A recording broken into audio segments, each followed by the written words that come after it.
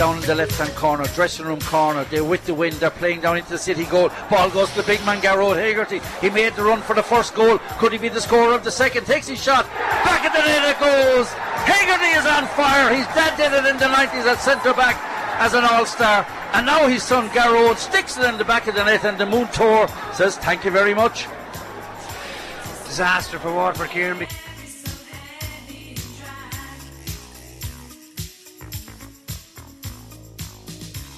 2-24-10.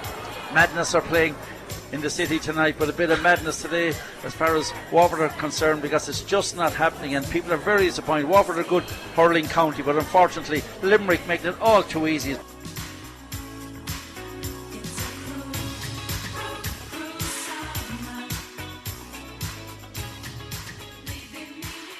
Everybody's very disappointed, and we're trying to figure out, boys, based on the overall preparations through the year, how we ended up where we are right now. That's the hard part for us all to figure. We know ourselves the championship hasn't gone to plan. There's no point in saying otherwise. Yes, it's another short summer for the Waterford hurlers after last Sunday's 20-point loss to Limerick in Welsh Park. There's just pride to play for when the Daoise travel to Páirce on Saturday evening, and I'm joined in studio now by former Daoise captain Stephen Frampton to see where the team go from here. Stephen, you were in Welsh Park last Sunday. How difficult was it to sit through that game? Look, it was very difficult. Like my thoughts, my immediate thoughts would always be with the players and with the management. They're training very, very hard since last November, or maybe they can't train in November. I don't know what it is these days, but since January, and they've put in a massive effort, as have the management, and nobody trains for that. It's obviously gone very wrong, but very, very difficult to watch from the sideline, and it must be even worse to be out on the field and just Limerick came down on a mission, having got a bit of a kick in the backside from the previous week against Cork. So it was always going to be difficult, but I think that the manner of the defeat really has taken a massive chunk of confidence away from Waterford. Yeah, what's been the feeling around Waterford? You're working here in the city, Stephen, with AIB. What are you hearing this week?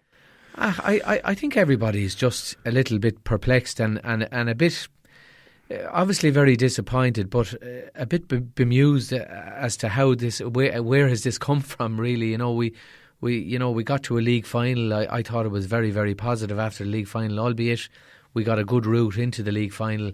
The league final itself was very disappointing, all right, but for any team to get to a National League final is a big positive, and it would have given the players, I'm sure, a lot of confidence. We had a great win, two good wins up in Welsh Park against Clare and Galway, and then another great win up in Kilkenny against Galway in the National League semi-final.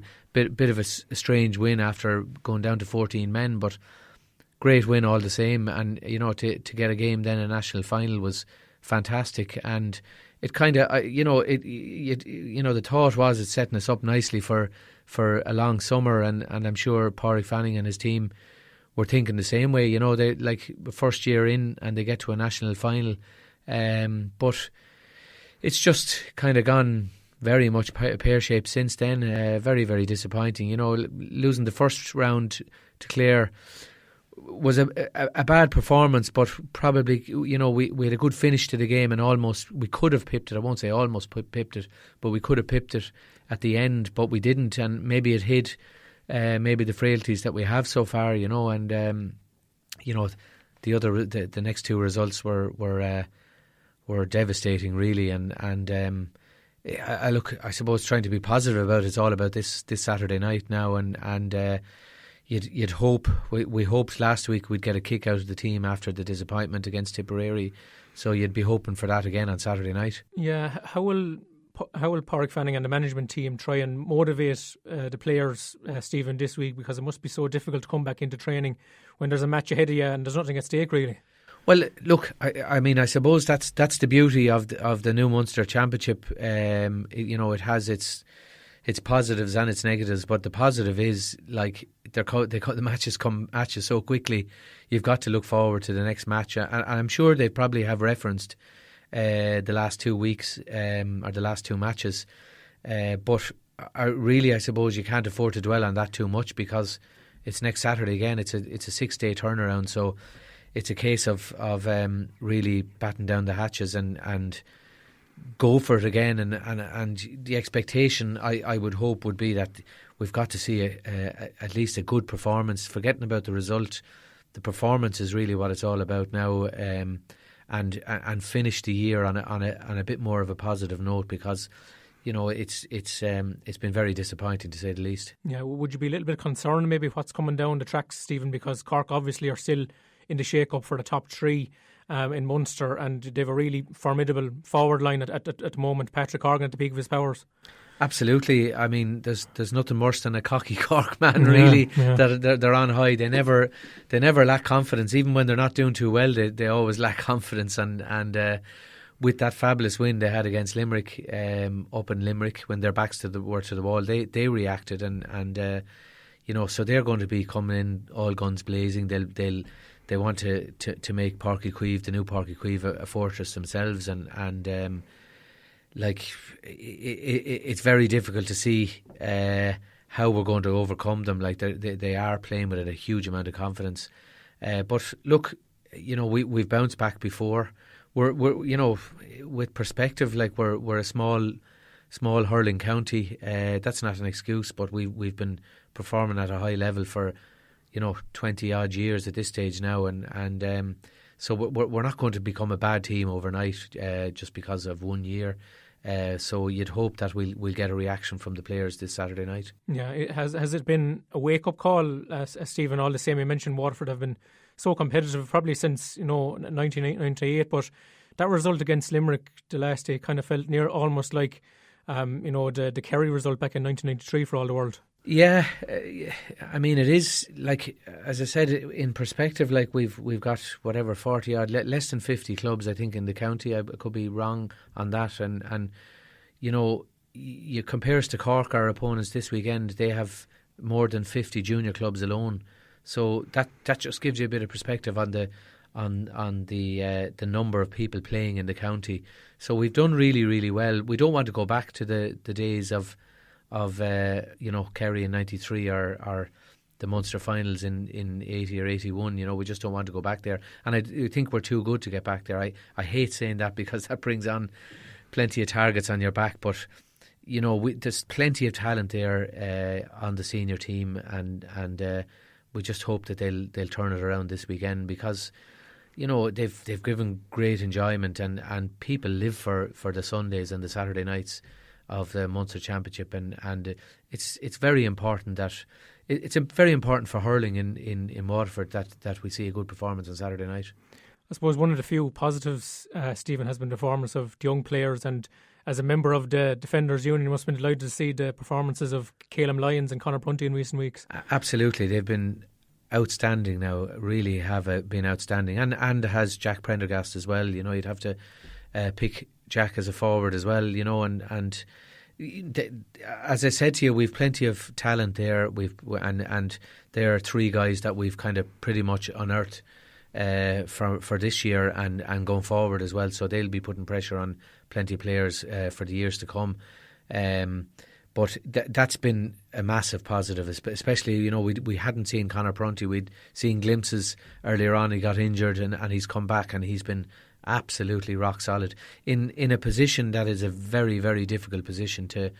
A lot of the top counties have difficulty in filling the number 3 shirt, and he just has slotted in there, and he's played like an experienced full back there. He's been fantastic, and Calum Lyons has done likewise, and I would have thought probably out of position at the cornerback area. I thought he was more of a half-back midfielder type player, but he's shown his quality where he can just slot in at cornerback or anywhere in the back division, really. So he's been outstanding as well, and it's just they're two fantastic talents that are going to come through, and the fact that they're in the backs as well, we would have thought that we're starting to grow a bit old in the back, so that's very positive from a Waterford point of view. Could we see a few more of those newer faces on Saturday night, Stephen? Maybe the likes of Billy O'Keefe and Jordan Henley that we haven't seen to date.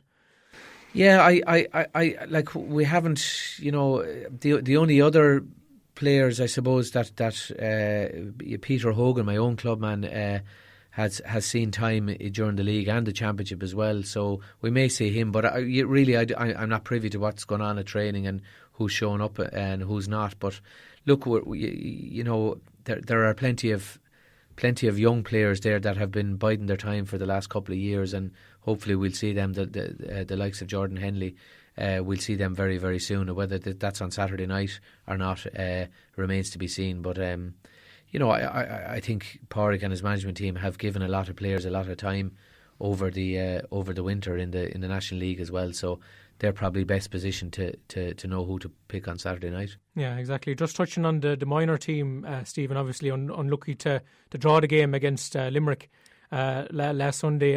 Who've caught your eye over the last few weeks? Yeah, I'd have to say young Burke. Dave, I suppose I'm Johnny Burke from Dungarvan. Yeah, I'm David's son, and I'm looking at the Limerick team on Sunday, and every single one of them are massive. And it looks as if you come up against any of these teams. Now Galway are a very big team as well, and he's a standout. He's a big man, so you'd love to see him maybe graduating towards the senior team. But there are plenty of good minors there as well that are going to make the grade. And look, once we have a trickle of good players coming out of minor every year, that's really all you can expect. That's there was a time when we had a really good minor team and you'd expect 4 or 5 of them to come through to senior. That we've learned that's not the case. If you get 1 or 2 players every year, you're doing very nicely. They've only had 1 point from their game so far, Stephen. Could they have a bit more considering how competitive they've been in the matches? Yeah, they've been very competitive, and last Sunday was just heartbreaking, like at the last minute, and just very, very and all in that last minute their Munster championship is over. It's just very, very hard, and I know the work that goes into that, the minor preparation as well, and it's massive, and you just feel sorry for the management and the players again, but look, that's what makes sport. Like, hopefully in another maybe next year we'll get the rub of the green on the other side of those type of decisions. Well, Cork and Waterford will be, George Corbett's got a big match on Saturday evening, and coverage starts at 6:45 with Kieran O'Connor and Owen Murphy on commentary duty. And I'll have updates from the minor as well from 5 o'clock. So thanks a million, Stephen, for calling in this evening, and we'll catch up with you again soon. Thanks so much.